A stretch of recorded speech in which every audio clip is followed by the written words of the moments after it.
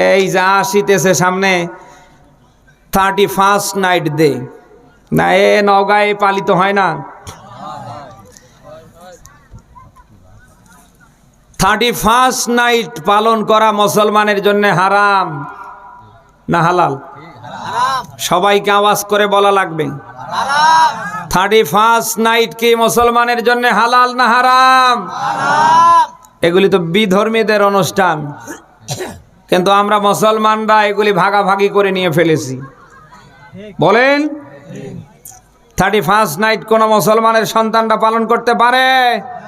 এই জন্য সিদ্ধান্ত নেওয়া লাগবে, আমরা 31st নাইটকে, বিধর্মীদের এই অনুষ্ঠানকে আমরা না বলি।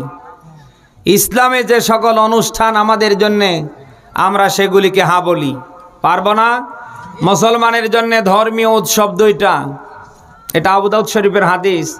একটা হচ্ছে ঈদুল ফিতর, আর একটা কি ঈদুল আযহা। এই দুইটা বাদ দিয়ে মুসলমানের অন্য কোনো উৎসব থাকতে পারে? বলেন বলেন বলেন। আপনি যদি বিধর্মীদের অনুষ্ঠান পালন করেন, বিধর্মীদের সভ্যতা, কৃষ্টি, কালচার আঁকড়ে ধরেন, তাহলে ওরাও সেখানে, আপনাদেরও যাওয়া লাগবে সেখানে। না, কথা বলা লাগবে। নবীজি বলেন, মান তাশাব্বাহা বিকাউমিন ফাহুয়া মিনহুম।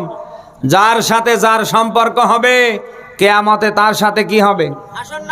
বলেন বলেন। তা আপনি বিধর্মীদের অনুষ্ঠানকে নিজের অনুষ্ঠান মনে করে যদি পালন করেন, যতই নামাজ পড়েন, রোজা রাখেন, যতই বস্তা ভর্তি আমল করেন, ওরাও সেখানে, আপনারও যাওয়া লাগবে সেখানে। বলেন, আমরা কি বিধর্মীদের অনুষ্ঠানে 31st নাইট পালন করতে পারি? এই জন্য আমাদের কলিজার টুকরো সন্তান সন্ততিকে সংযত রাখা লাগবে, এটা আমাদের নৈতিক দাবি। কিসের 31st নাইট?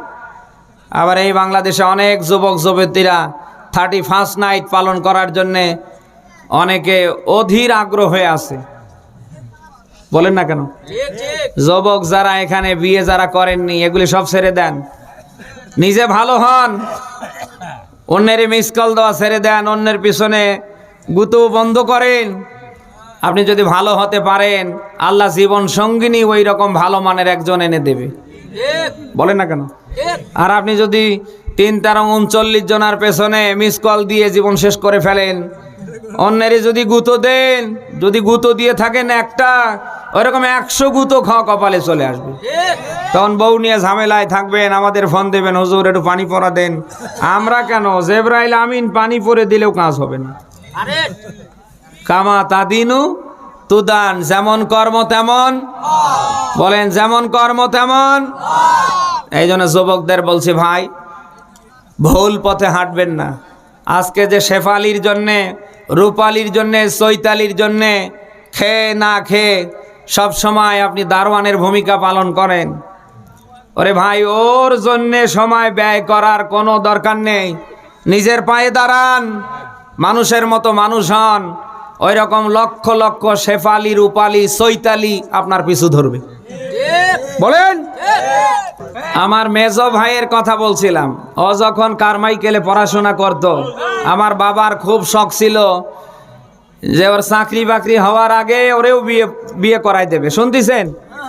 আমরা তামাম বাংলাদেশ খুঁজছিলাম, কেউ মেয়ে দিতে রাজি হয় না, কারণ আমার ভাইয়ের কর্ম নেই। কথা শুনতেছেন? অনার্স মাস্টার্স কমপ্লিট করার পরেও আমরা ওর বউ খুঁজে পাচ্ছিলাম না। আর যাহা খালি প্রাইমারিতে চাকরি হয়েছে, ভাই সর্বনাশ। আমার বাবা যেন আর বাসায় থাকতে পারে না, একেবারে ফজরের নামাজের পর থেকে রাত 12টা পর্যন্ত। আপনি কি শুনতেছেন? যুবক ভাইরা, মা বাবা কষ্ট করে স্কুলে দিয়েছে, আপনার পোশাক দেয়, আপনার প্রাইভেটের টাকা দেয়, কোচিংয়ের টাকা দেয়, আপনারে খাওয়ায়।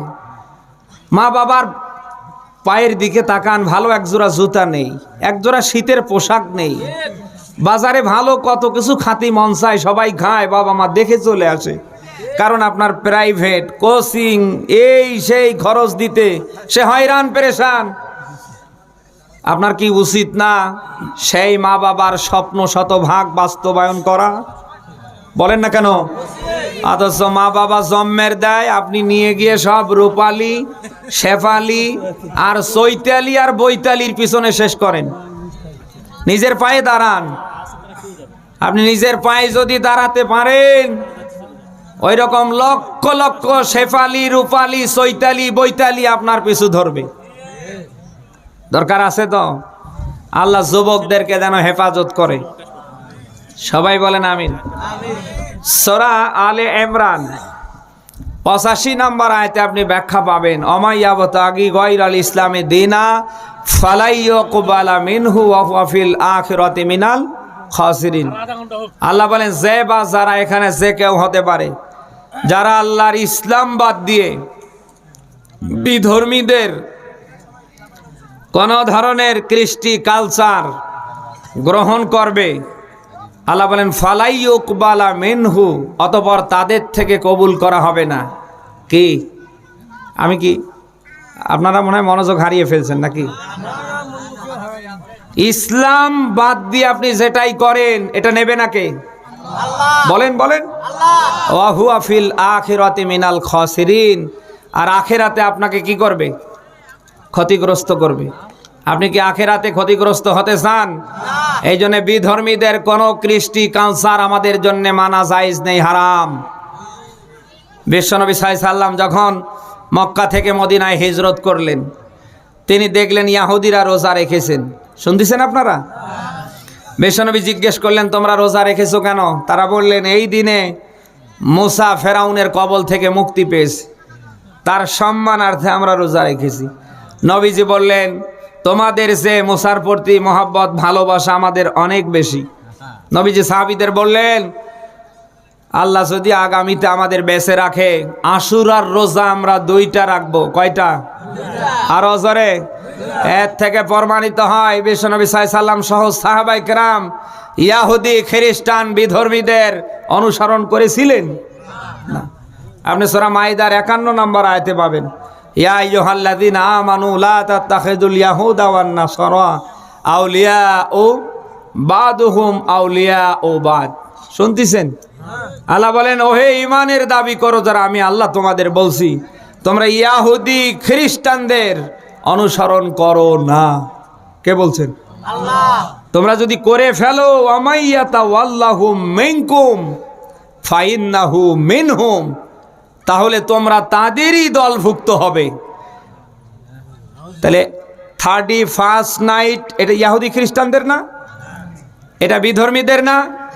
এই যে 14 ফেব্রুয়ারি এটা কি বিধর্মীদের না? ভালোবাসা দিবস কি একদিন? বিয়ের পরের দিন থেকে আজরাইল আসার আগ পর্যন্ত স্বামী স্ত্রীর মহব্বত, ভালোবাসা প্রতিদিনে না? অথচ শয়তানরা একদিন বানিয়ে ফেলেছে।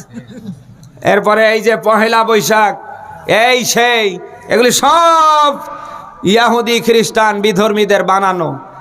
এই জন্য আমরা ইহুদি খ্রিস্টান বিধর্মীদের বানানো দিবসগুলিকে না বলি, ইসলাম যেগুলি আমাদের জন্য দিয়েছে ওগুলিকে আমরা হা বলি। কারা পারবো দেখি? লিল্লাহে তাকবীর। আপনাদের এখানে নিয়ত করা লাগবে, এই এলাকায় যদি 31st নাইট পালন হয়, আপনারা প্রয়োজনে সবাই মিলে ওটা বন্ধ করে দেবেন। বলেন না কেন? পারবেন না? পারবেন না? কিন্তু এই দেশে অনেক মানুষ আছে মসজিদ নির্মাণে টাকা দিতে চায় না। ওয়াজের মাহফিল হয়, এই মাহফিলগুলোতে ছেলেরা গিয়ে হাত বের করে, ওখানে টাকা দেয় না।